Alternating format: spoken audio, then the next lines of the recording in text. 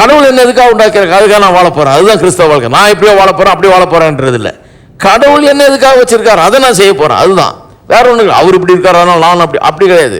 அது கிடையாது. போட்டியெல்லாம் கிடையாது. இங்கே யாருக்கிட்ட நமக்கு போட்டி, ஒரு போட்டியும் கிடையாது. கடவுள் என்ன ஒன்றுக்காக உண்டாக்கியிருக்காரு அதை செய்ய போகிறேன் நான், அவ்வளோதான். அதனால் போட்டி கிடையாது, பொறாமை கிடையாது, எரிச்சல் கிடையாது, இன்னொருத்தன் நல்லா இருந்தா பிக்கல் பிடுங்கல்லாம் கிடையாது. ஹலோ, ஏன்னா அதை பற்றி நமக்கு கவலை இல்லை. காட்டும் வழிகளில்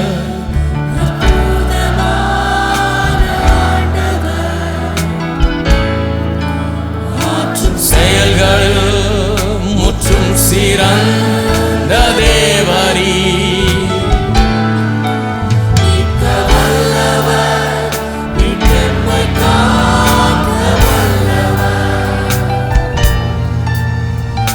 மகிமை என்றென்றும் உமக்கே. மறுபடியும் காட்டும் வழிகளில் அற்புதமான ஆற்றும் செயல்களில் முற்றும் சிறந்த தேவரீ, மீட்க வல்லவர்,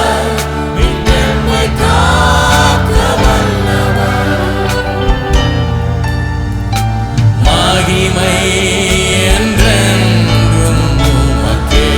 இன்னும் ஒரு முறை பாடுவோம். காட்டும் வழிகளில், காட்டும் வழிகளில் அற்புதமான ஆண்டவர், ஆற்றும் செயல்களில் முற்றும் சிறந்த தேவரீ, மீட்க வல்லவர், மீட்டெம்மை காக்க வல்லவர், மகிமை என்றென்றும் உமக்கே.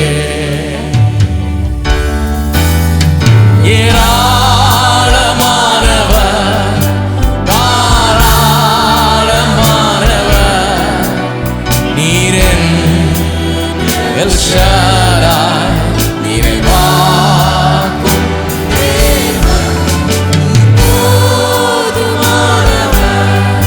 சர்வவல்ல தேவரீ,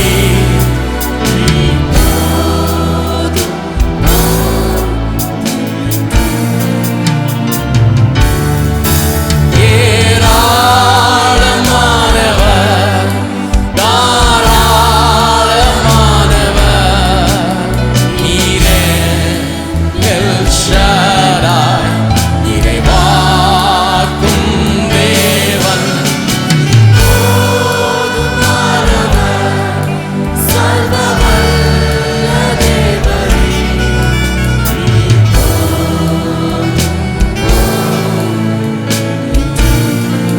இன்னொரு முறை. ஏராளமானவர், தாராளமானவர், தாராளமானவர், நீரே எல் ஷடாய், நீரை வாக்கும்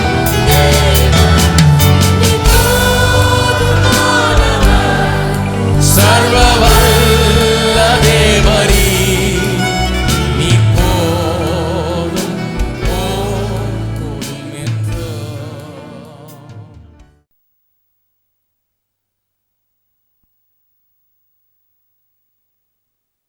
ரோமர் 12:2. நீங்கள் இந்த பிரபஞ்சத்துக்கு ஒத்த வேஷம் தெரியாமல் தேவனுடைய நன்மையும் பிரியமும் பரிபூர்ணமான சித்தம் இன்னதென்று பகுத்தறியத்தக்கதாக உங்கள் மனம் புதிதாகிறதுனாலே மறுரூபமாகுங்கள். இந்த ராஜ்யத்திலே வாழ வேண்டும் என்று சொன்னால், இதில் எஃபெக்டிவாக வாழ வேண்டும் என்று சொன்னால் மனப்பான்மை மாற வேண்டும். ஒரு அற்புதமான நல்ல ராஜ்யத்துக்குள்ளே வந்திருக்கிறோம். இதனுடைய நன்மைகளை முழுமையாக நாம் ருசி பார்த்து வாழ வேண்டும் என்று சொன்னால் மெய்யாகவே நம்முடைய மனம் மாறாமல் அது நடக்காது. அதுதான் இந்த வசனம் சொல்லுது.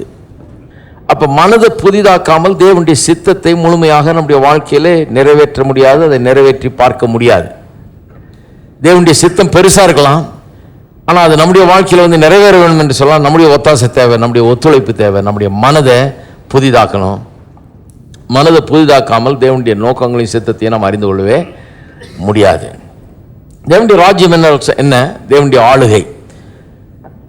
அது இப்பவே நம்முடைய வாழ்க்கையில் ஆரம்பித்து விட்டது. வருங்காலங்களிலே ஒரு நாள் இயேசு வந்து அரசால போகிறாருங்கிறது உண்மைதான். ஆனால் இன்றைக்கு இங்கு வந்திருக்கிற கிட்டத்தட்ட அத்தனை பேருக்குள்ள உள்ளாகவும் இயேசு ஆண்டு கொண்டிருக்கிறார். அவர் இரட்சகராக மட்டுமல்ல, ஆண்டவராகவும் இருக்கிறார். நமக்குள்ள வந்து விட்டார், நம்ம ஆளுகை செய்கிறார். அதனால்தான் ஜெபம் பண்ணும்போது இப்படி ஜெபம் பண்ண சொன்னார். உடைய ராஜ்யம் வருவதாக, உடைய சித்தம் பரமண்டலத்தில் செய்யப்படுவது போல பூமியிலேயும் செய்யப்படுவதாக. அப்ப எந்த ஒரு மனுஷனுடைய வாழ்க்கையில இயேசு ஆளுகிறாரோ, இயேசு ரட்சகராகவும் ஆண்டவராகவும் வந்து நுழைஞ்சிருக்கிறாரோ, யார் இயேசுவை ரட்சகராக ஏற்றுக்கொண்டு இப்படி ரட்சிப்புக்குள்ள பிரவேசித்திருக்காங்களோ அவங்களாம் தேவனுடைய ராஜ்யத்துக்குள்ள பிரவேசித்திருக்காங்க. தேவனுடைய ராஜ்யத்துக்குள்ள பிரவேசித்த இவர்களுக்குள்ளே தேவனுடைய ஆளுகை நடந்து கொண்டிருக்கிறது. இயேசுடைய ஆளுகை நடந்து கொண்டிருக்கிறது. அவருடைய சித்தம் அல்ல, தேவனுடைய சித்தம் செய்யப்படுகிறது. தேவனுடைய ராஜ்யம் அங்க இருக்குதுன்றது, தேவனுடைய சித்தம் அங்க செய்யப்படுறது என்றதுதான் அங்க முக்கியம். அதுதான் தேவனுடைய ராஜ்யம். அப்போ உங்களுடைய வாழ்க்கையில் தேவனுடைய ராஜ்யம் வந்துருச்சு, நீங்க தேவனுடைய ராஜ்யத்துக்குள்ள பிரவேசித்தீங்கன்னா தேவனுடைய சித்தம் உங்களுடைய வாழ்க்கையில செய்யப்படுகிறது. அதுதான் அதனுடைய அடையாளம். செய்யப்படுகிறதா? செய்யப்பட வேண்டும் என்றால் மனம் புதிதாகணும். ஏன்னா தேவனுடைய சித்தம் பாருங்க எப்பவுமே நம்முடைய சித்தத்தை காட்டிலும் அளவிலே பெருசா இருக்கிறது. ஏனென்று சொன்னால் அது தேவனுடைய சித்தம். நம்முடைய சித்தம் எல்லாம் நம்முடைய எல்லை கோடுகள் நாம போட்டுட்டோம் வாழ்க்கையில். அதை பற்றி பேசணும் இல்லையா? ரொம்ப குறுகிய எல்லை கோடுகளை போட்டிருக்கிறோம், சின்ன எல்லை கோடுகளை போட்டிருக்கிறோம். பல லிமிட்டேஷன்ஸ், பல காரியங்கள் மூலமாக நம்முடைய மைண்டு ஒரு விதமாக செட் ஆயிடுச்சு. எங்கள் கிராமம், எங்கள் ஊர், எங்கள் ஜாதி, எங்கள் இது இப்படி தான் போகிறாங்க ஜனங்க. எங்களால் இவ்வளோதான், எங்களுக்கு எவ்வளோதான் அப்படிங்கிற மாதிரி செட் ஆயிடுச்சு. அது வந்து உலக பிரகாரமான ஒரு திங்கிங். ஆனால் கடவுள் உங்களுக்காக வைத்திருக்கிற திட்டமும் நோக்கமும் அதில் பொருந்தவே பொருந்தாது. ஏன்னா கடவுள் பெரியவர். அவர் வந்து எல்லாத்தையும் அறிந்தவர். வானத்தையும் பூமி உண்டாக்கின உன்னதமான தேவன் அவர். சிலர் சொல்கிறாங்க, கேட்டிருக்கீங்களா, அவங்க ஊரை விட்டு ஒரு 5 கிலோமீட்டர் கூட வெளியே போயிருக்க மாட்டாங்க, வேற எங்கேயும் போயிருக்க மாட்டாங்க. ஒருத்தர் சொல்கிறாரு என்கிட்ட, எனக்கு எல்லாம் தெரியும், நான் 4 அறிஞ்சவன். என்ன 4 அறிஞ்சிங்க நீங்கள்? என்ன தெரியும்? 5 கிலோமீட்டர் தாண்டி போனதில்லை. 4 அறிஞ்சவன்னா எப்படி? எல்லாம் தெரியும்னா எப்படி? வேற எதையுமே பார்த்ததில்லை. இல்லை எனக்கு ஊர் உலகம் தெரியும். என்ன உலகம் தெரியும்? உலகம் எவ்வளோ பெருசு தெரியுமா? போயிருக்கீங்களா? உலகம் நிறைய பார்க்க வேண்டியது இருக்குது. நிறைய போனவங்களே எல்லாத்தையும் பார்த்ததில்லை. இவர் ஒரு இடத்துல குட்டையில் ஊர்ன மட்டை மாதிரி உட்காந்துக்கிட்டு எல்லாம் பார்த்துட்டு எனக்கு எல்லாம் தெரியுங்கிறாரு. ஒன்றும் தெரியாதுன்றது தான் அர்த்தம். இந்த ஒன்றும் தெரியாத நமக்கு, அப்போ நம்ம எல்லாருமே ஒரு விதத்தில் ஒன்றும் தெரியாத ஆளு தான். நம்ம நிறைய இடத்துக்கு போன ஆளுகளாக கூட இருக்கலாம். அப்போ கூட நம்ம ஒரு லிமிட்டுக்குள்ளே தான் இருக்கிறோம். ஒரு 10 இடத்துக்கு போயிருக்கோம், இங்கே 10 நாட்டுக்கு போயிருக்கோம், இல்லை 50 நாட்டுக்கு போயிருக்கோம், என்னமோ இருந்தால் கூட நம்ம மைண்டில் ரொம்ப சின்ன மைண்டாக தான் இருக்குது நமக்கு. ஏன்னா ரொம்ப பெரிய எக்ஸ்போஜர் ஒன்றும் நமக்கு கிடைக்கல வாழ்நாளில். நம்முடைய தேவன் அண்ட சராசரங்களை உண்டாக்கினவர், படைத்தவர், எல்லாத்தையும் உண்டாக்கினவர். அவர் எப்படி திங்க் பண்ணுவார்னு நினைங்க? அவர் எல்லாத்தையும் பார்த்தவர் இல்லை, எல்லாத்தையும் உண்டாக்குனவர். ஹலோ, பெரிய வித்தியாசம். அவர் ஒன்றும் டூர் போய் பார்த்துட்டு வரல ஜப்பான். அவர் எல்லாத்தையும் உண்டாக்குனவர். அப்போ எல்லாத்தையும் தெரியும் அவருக்கு. உங்களை உண்டாக்குனவர், உங்களுக்குள்ள இருக்கிற ஆற்றல் திறமை எல்லாம் வச்சவர் அவர். நீங்க என்ன செய்யணும், உங்களை எதுக்காக உண்டாக்கி இருக்காருங்கிறது அவருக்கு தான் தெரியும். அப்ப அவருடைய சித்தங்கள், அவருடைய நோக்கங்கள் அந்த அளவின்படி இருக்கிறது. அதனால அவர் சொல்றாரு, என்னுடைய நினைவுகள் உங்களுடைய நினைவுகள் அல்ல, என்னுடைய வழிகள் உங்களுடைய வழிகள் அல்ல. வானத்துக்கும் பூமிக்கும் எவ்வளவு உயரமோ அவ்வளோ உயரம் இருக்குது என் நினைவுகள் உங்களுடைய நினைவுகளை காட்டிலும் அப்படிங்கிறார். அப்போ நம்முடைய நினைவுகள் இங்கே கிடக்குது கீழே, அவருடைய நினைவுகள் அவ்வளோ உயரத்தில் இருக்கு. அப்போ கடவுளுடைய சித்தங்கிறது அவ்வளோ உயரமான ஒரு நினைவுகளால் அடங்கி இருக்கிறது, உன்னதமான எண்ணங்களால் அது அடங்கி இருக்கிறது, உன்னதமான லட்சியங்கள் அதில் இருக்குது. கடவுளுடைய சித்தத்தில் பெரிய லட்சியமாக இருக்குது, பெரிய நோக்கமாக இருக்குது. நம்மளால் அதை அளவிடக்கூட முடியாத அளவுக்கு அது பெருசாக இருக்குது. ஏன்னா அவர் அவ்வளோ பெரியவர், அவ்வளோ ப்ராடாக திங்க் பண்ணுறார். அவர் நம்ம திங்க் பண்ண முடியாத அளவுக்கு அவர் திங்க் பண்ணுறார். இதுதான் இங்கே பிரச்சனை. அப்போ அவருடைய சித்தத்தை நாம் செய்யும் போது என்னன்னா, அவர் சித்தத்தை நமக்கு சொன்னால் கூட அவர் சித்தம் கொண்டுட்டாரு, அவர் படத்தை வரைஞ்சிட்டாரு, டிராயிங் போட்டாரு, மேப்பை வரைஞ்சிட்டாரு, எல்லாம் ரெடியாக வச்சிருக்கிறாரு. ஆனால் இங்கே தான் இடிக்குது நமக்கு. எங்கே இடிக்குது? இங்கே நம்ம சிஸ்டமுக்குள்ள அது நுழைய மாட்டேங்குது. ஏன்னா நமக்கு 1000 தடைகள். ஐயோ, நாங்கள் இப்படியாச்சே, நாங்கள் அப்படியாச்சே, எங்களுக்கு அதெல்லாம் முடியாது, எப்படி அது நடக்கும், அதெல்லாம் முடியாது, எண்ணி பார்க்க கூட முடியல, அப்படி தான் பேசுவாங்க ஜனங்க. கற்பனை கூட பண்ணி பார்க்க, இன்கிரெடிபிள் நம்ப முடியல அப்படின்வாங்க. இதெல்லாம் உண்மையாக இருக்க முடியாது அப்படிதான் சொல்லுவாங்க கடவுளுடைய சித்தத்தை பற்றி. அதனாலதான் இங்க சொல்லி இருக்குது, கடவுளுடைய சித்தத்தை, பரிபூர்ண சித்தத்தை உங்களுடைய வாழ்க்கையிலே நிறைவேற்றி காண்பிக்க வேண்டும் என்றால், எத்தனை பேர் நிறைவேற்றி காண்பிக்கணும்ன்றீங்க? கடவுள் உங்களை எதுக்காக பிறக்க செய்தாரோ, வச்சிருக்காரோ, என்ன நோக்கத்துக்காக உங்களுக்கு கொடுத்திருக்கிற வாய்ப்புகளையும் படிப்பையும் அறிவையும் ஞானத்தையும் எல்லா திறமையும் எல்லாத்தையும் கொடுத்தாரோ, அந்த நோக்கத்தை நான் முழுமையாக நிறைவேற்றணும்னு எத்தனை பேர் விரும்புறீங்க? அதுதான் கிறிஸ்தவ வாழ்க்கை. கடவுள் என்ன எதுக்காக உண்டாக்குறாங்க, அதுக்காக நான் வாழ போறேன், அதுதான் கிறிஸ்தவ வாழ்க்கை. நான் எப்படியோ வாழ போறேன், அப்படி வாழ போறேன்றது இல்லை. கடவுள் என்ன எதுக்காக வச்சிருக்காரு, அதை நான் செய்ய போறேன், அதுதான். வேற ஒன்று அவர் இப்படி இருக்காரு அதனால நான் அப்படி கிடையாது. அது கிடையாது. போட்டியெல்லாம் கிடையாது. இங்கே யாருக்கிட்ட நமக்கு போட்டி, ஒரு போட்டியும் கிடையாது. கடவுள் என்ன ஒன்றுக்காக உண்டாக்கி இருக்காரு, அதை செய்ய போறேன் நான், அவ்வளவுதான். அதனால போட்டி கிடையாது, பொறாமை கிடையாது, எரிச்சல் கிடையாது, இன்னொருத்தன் நல்லா இருந்தா பிக்கல் பிடுங்கல்லாம் கிடையாது. ஹலோ, ஏன்னா அதை பற்றி நமக்கு கவலை இல்லை. நமக்கு என்ன கடவுள் கொடுத்தார், நம்ம என்ன செய்ய சொல்லியிருக்காரு, என்ன எதுக்காக பிறக்க வச்சிருக்காரு, நான் அதை நிறைவேற்றணும், அவ்வளோதான். ஏன்னா நான் ராஜ்யத்தின் மனுஷன், கர்த்தருடைய ராஜ்யத்துக்காக நான் இருக்கிறேன். அவருடைய ஆளுகை என் வாழ்க்கையில் நடக்குது, அவருடைய சித்தம் செய்யப்படணும், அவ்வளோதான். அப்போ அவருடைய சித்தத்தை நான் செய்யணும்னா எனக்கு முதல்ல அவருடைய சித்தத்தை எனக்கு அக்காமடேட் பண்ண முடியணும், என் மைண்டில் வந்து அதை அடங்க முடியணும், அவருடைய சித்தம் எனக்கு புரிய முடியணும் முதல்ல. அதனால தான் சொல்லியிருக்குது, தேவன் தமிழ் அன்பு கூறுவர்களுக்காக ஏற்படுத்தினவைகளை எந்த கண்ணும் கண்டதில்லை, எந்த காதும் கேட்டதில்லை, எந்த இருதயத்துக்கும் மனதுக்கும் அது தோன்றினது கிடையாது. ஆனால் நமக்கோ தேவ ஆவியானவர் அவைகளை வெளிப்படுத்தினார். 1 கொரிந்தியர் 2:9-10 இல்லையா? இதெல்லாம் தான் பார்த்துக்கிட்டு வரோம். இதெல்லாம் தான் அடிப்படை வசனங்கள் நான் காமிச்சது உங்களுக்கு. அப்போ கடவுள் நமக்காக தமிழ் அன்பு கூறுவர்களுக்காக ஏற்படுத்தினவைகள்னு நிறைய காரியங்கள் இருக்குது. கிறிஸ்தவ பிரசங்கம் வந்து இப்படி ஏற்படுத்தினவைகளை பிரசங்கம் பண்ணுறது தான் கிறிஸ்தவ பிரசங்கம். எங்கள் கொள்கை என்னன்னு பிரசங்கம் பண்ணுறது இல்லை, அவர் என்ன ஏற்படுத்தினார்ன்றதை பிரசங்கம் பண்ணுறது தான் கிறிஸ்தவ பிரசங்கம். நாங்கள் உங்களுக்கு என்ன செய்ய முடியும், நாங்கள் எங்களுக்கு எழுதுங்கள், நாங்கள் பார்க்குறோம், அப்படி இல்லை. அவர் என்ன செஞ்சிருக்கிறார்ன்றதை சொல்கிறது தான் கிறிஸ்தவ பிரசங்கம். அப்போ நல்லா கவனிக்க வேணும். எனக்காக ஏற்படுத்தி இருக்கிறார், உங்களுக்காக ஏற்படுத்தி இருக்கிறார். எத்தனை பேர் நம்புறீங்க உங்களுக்காக உங்களுடைய தேவன் நல்ல காரியங்களை ஏற்படுத்தி வைத்திருக்கிறார்? அந்த நல்ல காரியங்களை எந்த கண்ணும் கண்டதில்லை, காதும் கேட்டதில்லை, மனதுக்கு அது தோன்றினதில்லைன்னு இருக்குது. அப்படின்னா என்ன அர்த்தம்? பார்க்காம விட்டுட்டாங்க, இவங்க மிஸ் பண்ணிட்டாங்கன்ற கிடையாது. மிஸ் பண்ணதில்லை, பார்த்தாலும் விளங்கி கொள்ள முடியாத அற்புதமான காரியங்களா இருக்குது. அது இட்ஸ் டூ வண்டர்ஃபுல். ரொம்ப அற்புதமான காரியங்களா, பெரிய காரியங்களா இருக்கிறதுனால இவங்களுக்கு அது விளங்கி கொள்ள முடியாத நிலையில் இருக்கிறாங்க, கிரகிக்க முடியாத நிலையில் இருக்கிறாங்க. அதனால தான் தேவ ஆவியானவர் அவைகளை நமக்கு வெளிப்படுத்துகிறார். அவர் வெளிப்படுத்தாம அதை நாம் புரிந்து கொள்ள முடியாது. சரி, அப்போ இதனால தான் மனம் புதிதாகணும். இதை பற்றி தான் பார்த்துட்டு வரோம். மனம் புதிதாகலன்னா தேவனுடைய அந்த பெரிதான நோக்கங்களை, அவருடைய அளவின்படி இருக்கிற நோக்கங்களை நாம் புரிந்து கொள்ளவே முடியாது. இதுக்கு ஒரு பெரிய உதாரணத்தை எடுத்தேன் நான் போன வாரம். இதை பற்றி சொல்லிட்டு இருக்கும்போது யோசேப்பை கொடுத்து பார்த்தோம், வாலிபர்களுக்கெல்லாம் சொன்னேன் இல்லையா? அந்த வாலிப பையன் யோசேப்பு சிறு வயதில் கடவுள் அவனுக்கு ஒரு தரிசனத்தை தர்றார். அந்த தரிசனமெல்லாம் என்ன பாருங்க, நிறைய பேர் தரிசனத்தை புரிந்து கொள்ளணும்.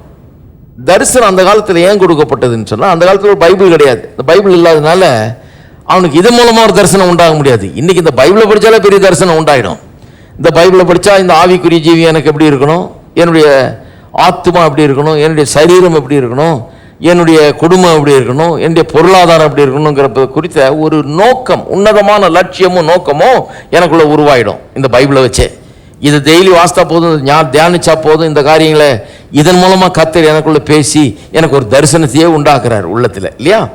அந்த காலத்தில் பைபிள் இல்லாதனால, இப்படி ஒரு சபை இல்லாதனால ஆபிரகாமுக்கெல்லாம் எங்கே போகிறது தரிசனத்துக்கு? ஒன்றும் கிடையாது. யோசேப்பு எங்கே போயிருப்பான்னு நினைக்கிறீங்க? ஒன்றும் கிடையாது. அந்த சின்ன பையனுக்கு போகிறதுக்கு யூத் மீட்டிங் கிடையாது, கோயில் கிடையாது, பைபிள் கிடையாது, ஒன்றும் கிடையாது, பிரசங்கியார் கிடையாது. எப்படி கிடைக்கும் அவனுக்கு? கடவுள் ஒரு தரிசனத்தை தர்றார். கடவுள் ரொம்ப அற்புதமானவர். அண்ணா சொல்கிறாரு, சரி உனக்கு ஒரு சொப்பனத்தை தரேன் நான் சொல்லி அது மூலமாக அவன்கிட்ட பேசுகிறேன். உனக்காக நான் என்ன வச்சிருக்கேன் காண்பிக்க விரும்புகிறேன், இது பாரு, இப்படியாவது பாரு, சொப்பனத்தில் பாருன்னு காமிக்கிறார். சொப்பனம் காமிச்சா அது என்ன சொப்பனம், இவன் ஏதோ பெரிய ஆளாக போகிறான் நாளைக்குன்றதை பற்றிய சொப்பனம். இதை கேட்டவுடனே கூட பிறந்தவனுக்கே பிடிக்கல. 11 பேர் இருக்கான், அவனே முதல்ல எதிரி ஆயிடுறான். அப்பா அம்மா கூட விளங்கல, அந்த அளவுக்கு அது சொப்பனம் அவ்வளோ பிரமாதமாக இருக்குது. ஏன் கர்த்தர் அவனுக்கு அது தர்றாருன்னு சொன்னால், இந்த சொப்பனம் அவனுக்கு வந்து கிடைச்சி அதை அவன் நம்ப ஆரம்பிச்சிட்டான்னா, அதை மனசில் வைக்க ஆரம்பிச்சிட்டான்னா, அப்புறம் அதை நாடுவான். இது ஒரு பெரிய சீக்ரெட் வாழ்க்கையில். பாருங்கள், வாலிப பசங்கள்லாம் இன்னைக்கு கெட்டு போகிறது, அழிஞ்சு போகிறது, ஊரை சுற்றி கெட்டு போகிறதெல்லாம் எதுக்குன்னா உள்ள ஒரு சொப்பனம் வரல. உள்ள ஒரு தரிசனம் உண்டாகல. நான் எப்படி இருக்கணும், கடவுள் என்ன எப்படி இருக்க சொல்றாருன்றதை பற்றி ஒரு லட்சியம் உள்ள உருவாகல. ஒரு உயர்வான உன்னதமான லட்சியம் உள்ளத்துல உருவாச்சுன்னா மனுஷன் என்ன ஆயிடுவான், அதுக்கு தன்னுடைய மைண்டை செட் பண்ணிடுவான். we always proceed or we always go in the direction of our dominant thoughts. நமக்கு எந்த எண்ணங்கள் ரொம்ப பிரதானமாய் மேலோங்கி நமக்குள் இருக்கிறதோ அந்த எண்ணத்தின் திசையில தான் நாம் செல்வோம் என்பது மனதை குறித்த பிரமாணம். the law of mind. நான் எப்படி போறேன், என் மைண்ட்ல எது பிரதானமா இருக்குதோ அதை நினைச்சுதான் அந்த பக்கம் தான் நான் போக போறேன். அதனால தான் வெற்றியை மைண்ட்ல வைக்க வேண்டியதா இருக்குது, அப்பதான் வெற்றியை நோக்கி போறேன். சுகத்தை மைண்ட்ல வைக்க வேண்டியதா இருக்குது, அப்பதான் சுகத்தை நோக்கி போறேன். இப்படி சில காரியங்களை எதை மனசுல வைக்கணுமோ அதை தெரிந்தெடுத்து வைக்கணும். அதனால தான் பைபிள்ல சொல்லியிருக்கு, பூலோகத்துக்குரியவர்களை நாடாமல். அப்படின்னா என்ன அர்த்தம், வெறும் சட்டை இல்லை, இதை போட்டு கொலை பண்ணிட்டாங்க அந்த வசனத்தை. இந்த சட்டை போடாத, அந்த சட்டை போடாதுன்னு சட்டையா சொல்லி இருக்குதுங்க. பூலோகத்துக்குரியவைகள்னா இதான் பூலோகத்துக்குரியது. பூலோகத்துக்குரிய புத்தி இந்த உலகத்துக்குரிய புத்தியா இருக்கக்கூடாது, ரொம்ப கீழ்த்தரமான புத்தியா இருக்கக்கூடாது, தோல்வியின் புத்தியா இருக்கக்கூடாது, பயத்தின் புத்தியா இருக்கக்கூடாது. கடவுளுடைய பிள்ளை போல சிந்தி என்றால் நீங்கள் மரித்தீர்கள், நீங்கள் அவரோடு கூட உட்கார்ந்து கொண்டிருக்கிறீர்கள், அதை யோசிங்க இருக்குது. அப்புறம் என்ன அர்த்தம், நான் எங்க இருக்கிறேன், நான் எப்படி இருக்கிறேன், எனக்கு என்ன கொடுக்கப்பட்டிருக்கிறது, என்னுடைய ஸ்தானம் என்ன, என்னுடைய ஸ்லாக்கியம் என்ன, இதை யோசித்து மேலானவைகளை நாடுங்கள் என்று எழுதியிருக்கு. அப்ப அந்த வாலிபனுக்குள்ள அந்த லட்சியம் வந்த உடனே என்ன ஆகிறான், அந்த லட்சியத்தை நோக்கி அவன் பயணிக்க ஆரம்பிக்கிறான். பயணம் ஆரம்பமாகுது. எத்தனை பேருக்கு பயணம் ஆரம்பமாயிடுச்சு? வாலிபர்ல கேட்கிறேன், பயணம் ஆரம்பமாயிடுச்சா? பயணம் ஆரம்பமாகணும் எங்கேயாவது. there must be a starting point. Starting பாயிண்டே கிடைக்காது இயேசு இல்லாம. இயேசுவோடு கூட ஒரு ஆழமான உறவும் அவர் கொடுக்கிற அந்த தரிசனம் இல்லாம ஸ்டார்ட்டே பண்ண முடியாதுங்க. Starting trouble.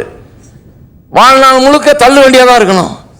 யாராவது பிடிச்சி தள்ளிட்டு இருக்கணும். காலையில் அம்மா வந்து தண்ணியை தெளிக்கணும் மூஞ்சில எழுப்புறதுக்கு. எந்திரி, இன்னும் தூங்கிட்டு இருந்தா எப்படி?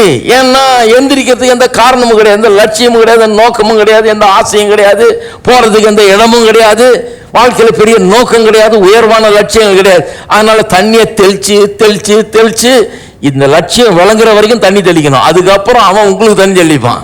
சீக்கிரம் எந்திரி, சீக்கிரம் சாப்பாடை போடு, சீக்கிரம் கிளம்பணும், நான் சீக்கிரம் போகணும், நான் சீக்கிரம் படிக்கணும், எனக்கு வேலை இருக்குது, நைட்டு படுத்து தூங்குறாப்பா, நான் ஐயோ இல்லை லைட்டை போடு, நான் படிக்கணும், நைட்லாம் தூங்க முடியாது, எனக்கு டீயை போட்டு ஃப்ளாஸ்க் நிறைய வை, நான் குடிச்சு படிச்சுட்டே இருக்க போறேன். ஏன்னா லட்சியம் உள்ள வந்துருச்சு. அதனாலதான் கடவுள் லட்சியத்தை அந்த பையனுக்கு தரா இருப்பாருங்க, உள்ள லட்சியத்தை கொடுக்குறாரு. லட்சியம் வந்துருச்சுன்னா அந்த திசையை நோக்கி செல்றது மட்டும் இல்ல, அவன் என்ன பண்றான், எந்த இடையூறுகள் எந்த தடங்கள் வந்தாலும் எவ்வளவு பிரச்சனைகள் வந்தாலும் அதை மேற்கொள்ளக்கூடிய ஒரு சக்தி அவனுக்குள்ள வந்துருது. இந்த லட்சியம் அவ்வளவு பெருசா இருக்கிறதுனால எதுக்கும் பயப்படுறது இல்லை, எதை பார்த்து சோர்ந்து போறது இல்லை. ஏன்னா உள்ள நிச்சயமா தெரிஞ்சிச்சு கடவுள் எனக்கு அதை வச்சிருக்கிறார். ஆமா குழியில போட்டானுங்க, ஆனா அவன் தேர மாட்டான், நான் தேறிடுவேன், வெளியே வந்துடுவேன். போத்தி பாடு கொண்டு போய் அடிமையா வச்சானுங்க, இல்லை நான் டாப்புக்கு வந்துடுவேன், அங்கேயும் டாப்ல வந்துடுவேன்னு சொல்லிட்டு வந்துட்டான். கொண்டு போய் ஜெயிலில் போட்டானுங்க, அநியாயமா பொய் குற்றம் சாட்டி செய்யாத தப்பை செஞ்சான்னு சொல்லி உள்ள போட்டானுங்க. அங்கேயும் அவன் தான் டாப்பு. ஏன்னா கீழே போக மறுக்கிறான். மேலாக மாத்திரம் தான் இருப்பாய். கடவுள் அவன் சொல்லிட்டார், நீ இப்படி இருக்க தெரிந்து கொண்டிருக்கிறப்பா, உன்னை நான் இப்படி வைக்க நான் சித்தம் கொண்டிருக்கிறேன், அதுக்காக உனக்கு திறமையெல்லாம் கொடுத்துருக்கிறேன், நீ கீழே போக முடியாது, மேலதான் வருவேன், நீ உங்களை பற்றி கவலைப்படாது, அவனுக்கு பிடிக்காது உன்னை எப்போ பார்த்தாலும் கீழே தள்ள பார்ப்பான், பரவாயில்ல நீ டாப்புக்கு வந்துடுவேங்கிறாரு. உள்ள போறான், சில வருஷங்கள் வேஸ்ட் ஆகுற மாதிரி இருக்குது, ஆனா அவனுக்கு உள்ளத்துல உறுதி அப்படியே இருக்குது. கடைசியில் பிரைம் மினிஸ்டரா வர்றான், எகிப்து தேசத்துக்கு அதிபதியாக வருகிறான் இல்லையா? அப்ப கடவுள் ஒரு காரியத்தை நம்ம காண்பிக்க விரும்புகிறார். என்ன காரியம் அது? இந்த மனது, மனுஷனுக்கு கொடுக்கப்பட்டிருக்கிற இந்த மனது அப்படிங்கிறது, மைண்டுன்னு சொல்றோம் இல்லையா, இது ஒரு கருவியை போல கொடுக்கப்பட்டிருக்கிறது. என்ன கருவி? நாம் செல்ல வேண்டிய இடத்துக்கு நம்மை நடத்தக்கூடிய ஒரு கருவியாக. இப்போ ஜிபிஎஸ்னு வந்துருக்கு இல்லையா, வழிகாட்டுது. ஜிபிஎஸ்ல அட்ரஸ் என்டர் பண்ணா கார்லலாம் இப்போ என்ன பண்ணுது, அது அட்ரஸ் என்டர் பண்ணிங்கன்னா அங்கே சேட்டலைட்லேருந்து நீங்கள் கார் எங்கே இருக்குதுன்னு அவங்க அது பார்த்துருது உங்களை. அது பார்த்துட்டு நீங்கள் இப்படி போனோன்னு சொல்லும், turn right 100 feet from now, turn right, 100 அடியில் ரைட்டு திரும்பு, அப்புறம் 50 அடியில் லெஃப்டில் திரும்பு, அப்படி இப்படின்னு சொல்லிட்டு நீங்கள் போட்ட அட்ரஸுக்கு வீட்டுக்கு எதிர்க்க வாசலில் கொண்டு போய் நிறுத்திடும் உங்கள் காரை. அது சொல்றபடியே போனீங்கன்னா போதும். உலகத்தில் எங்க வேணா போய் கார் ஓட்டலாம், நம்ம வழியே தெரிய வேண்டியதில்லை. இது ஜிபிஎஸ் வச்சுக்கிட்டா போதும், கொண்டு போய் வழியே காமிச்சிரும். பாருங்க, மைண்டை அப்படிப்பட்ட ஒரு வழிகாட்டியாக கர்த்தர் வச்சிருக்கிறாரு. நம்ம எங்க போகணுமோ, எதை அடையணுமோ அதை அடையும்படியாக ஒரு வழிகாட்டியாக கர்த்தர் வச்சிருக்காரு, கொண்டு போய் நம்மளை சேர்க்க முடியாது. அது மட்டும் இல்லை, மைண்ட் ஒரு பயங்கரமான இன்ஸ்ட்ருமெண்ட். என்ன இன்ஸ்ட்ருமெண்ட்? நிறைய பேர் அதை ஃபுல் கெப்பாசிட்டி யூஸ் பண்றது இல்லை. என்ன இன்ஸ்ட்ருமெண்ட்டாக தான் சொன்ன, தெர்மோமீட்டருக்கும் தெர்மோஸ்டாட்டுக்கும் உள்ள வித்தியாசம். இது உங்களுக்கு எப்படி இருக்குது, உங்கள் வெறுப்புகளை சும்மா அறிந்து கொள்றதுக்கு மட்டும் ஒரு கருவி அல்ல. சில சொல்லலாம் ஒரு மாதிரி டல்லாக இருக்குதுங்க, அப்புறம் கொஞ்சம் நாள் அடுத்த நாள் கேட்டால் தேவலாங்க, இவ்வளோதான் உங்களுக்கு வாழ்க்கையே டல்லாக இருக்குது, தேவலாம், அப்போ கொஞ்சம் பெட்டருங்க, நேற்றை விட இப்போ கொஞ்சம் தேவலாங்க, இவ்வளோதான். இது 50 வருஷம் போனாலும் அப்படியே தான் இருப்பாங்க அவங்க. ஏன்னா மைண்டு அவங்க என்ன நினச்சிட்டு இருக்கிறாங்க, இதுக்கு தான் ஒரு கருவி, நான் எப்படி இருக்கிறேன்னு மீட்டர் ரீட் பண்ணுறதுக்கு தான் அது ஒரு கருவி, ரேடார் மாதிரி. ஓகே பரவாயில்ல, தேவலாம், இப்படி ரீட் பண்ணி சொல்கிறதுக்கு தான் ஒரு கருவியாக இருக்குதுன்னு. அப்போ அது யூஸ்லெஸ் கருவி. ஆக்சுவலாக எப்படி கொடுத்துருக்காரு கடவுள் மைண்டை, நீங்கள் எப்படி இருக்கீங்கன்றதை மாற்றி அமைக்கிறதுக்காக கொடுக்கப்பட்ட ஒரு கருவி. சும்மா ரீட் பண்ணி உங்களுக்கு சொல்கிறதுக்காக கொடுக்கப்பட்ட கருவி இல்லை. நீங்கள் எப்படி இருக்க வேணுமோ அப்படி இருக்கக்கூடியவெல்லாம் மாற்றி அமைக்கிறதுக்காக கொடுக்கப்பட்ட கருவி. அதனால தான் சொல்லியிருக்குது, இங்கிலீஷில் ரொம்ப அழகாக வருது, கொலோசியர் 3:3, set your mind on things above. இந்த கருவியை செட் பண்ணுங்கன்றார். எதுல செட் பண்ணுங்க? மேலானவைகள்ல செட் பண்ணுங்க. எது மேலானவைகள்? கடவுள் உங்களுக்காக வைத்திருக்கிற சித்தமும் நோக்கம் தான் மேலானவை. அதுல செட் பண்ணு. ஏன்னா இப்போ ஒருவேளை தோல்வியில் இருக்கலாம், இப்போ குறைவில் இருக்கலாம், இப்போ தாழ்ச்சியில் இருக்கலாம், இப்போ பிரச்சனையில் இருக்கலாம். மைண்ட் அதுல செட் பண்ணு. செட் பண்ணால் அங்க போய் சேர்ந்துருவேங்கிறாரு. அப்படிப்பட்ட ஒரு கருவியாக இந்த மைண்டை யூஸ் பண்ண சொல்றாரு கடவுள். எந்த துக்கம் மாற்றி ஆடி பாடச் செய்தி, இந்த இன்வஸ்திரம் களைந்தி. எந்த துக்கம் மாற்றி ஆடி பாடச் செய்தி, சந்தோஷத்தால் இடை கட்டினே. உள்ளளவும் புகழ்ந்தும்மை ஸ்தோத்தரிப்பேன். அவனியில் நானே எந்த ஆண்டவரே, என்றென்று துதிகளை ஏறெடுப்பேனே. எந்த துக்கம் மாற்றி ஆடி பாடச் செய்தி, இந்த இன்வஸ்திரம் களைந்தே. எந்த துக்கம் மாற்றி ஆடி பாட செய்தி, சந்தோஷத்தாலிடை கட்டினீர். உள்ளளவும் புகழ்ந்தும்மை ஸ்தோத்தரிப்பேன். அமர்ந்தீரேன் அவனியில் நானே.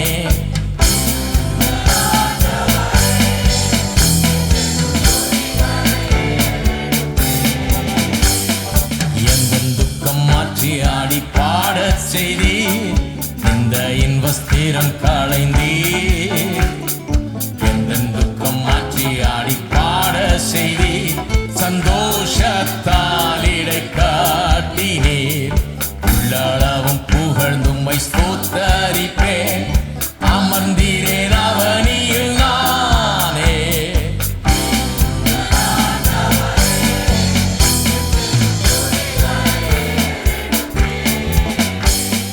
எந்த துக்கம் மாற்றி ஆடி பாட செய்தி, இந்த இன்வஸ்திரம் களைந்தே. எந்த துக்கம் மாற்றி ஆடி பாட செய்தி, சந்தோஷத்தால் இடை காட்டினே. உள்ளளவும் புகழ்ந்தும்மை ஸ்தோத்தரிப்பேன். அமர்ந்தீரேன் அவனியில் நானே. எந்த ஆண்டவரே. இன்னொரு முறை